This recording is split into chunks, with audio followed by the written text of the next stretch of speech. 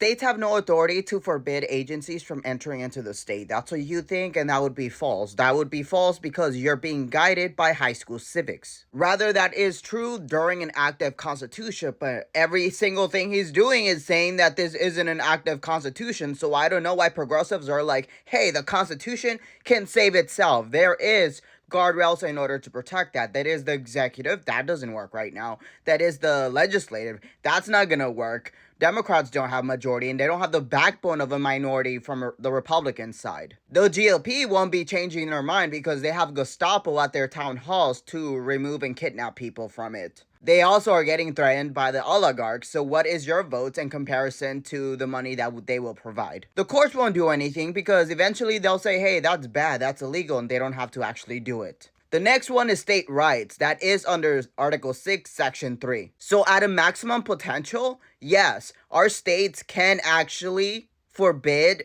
these agencies from entering into our state. Why? Because until that is restored the Constitution on the federal level, then we can basically say we are independent. Now, people who don't think we're capable of doing these are the same ones who are saying that in firing certain persons from the federal agencies, he's doing something illegal, which technically it's non-traditional. However, he has had those powers as a president. Any president has had it. They haven't enjoyed it. However, he is, so he's maximizing on his powers. The fact we don't do that is offensive and it's ridiculous. And it's ridiculous that you literally enable inaction through our state governments by saying, hey, they're powerless. Stop acting like our political officials are powerless, because that's literally allowing for them to give us bare minimum. If you feel uncomfortable holding Democrats accountable, then this is your fault. This is your fault because you're blaming Gaza. Because even though, let's say there's over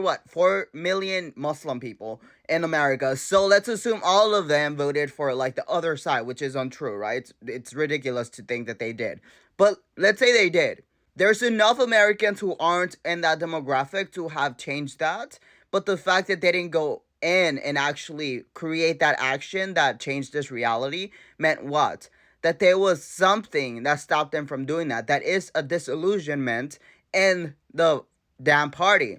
That is from 2016. That is from the self-sabotage that the party has done through the DNC. So gaslighting critics for actual valid criticisms is ridiculous. And then also spreading misinformation saying that, hey, we don't have that authority, when we do. You just have to go beyond high school civics. So it's fine to not know everything, but when you present that someone is wrong, make sure that you're actually right. I just know these people would be great Germans in the World War II because they would be like, hey, it's legal to unalive Jews, so let me go and do that. Historically speaking, tyrants have used the rule of law in order to be used as an arm for violence.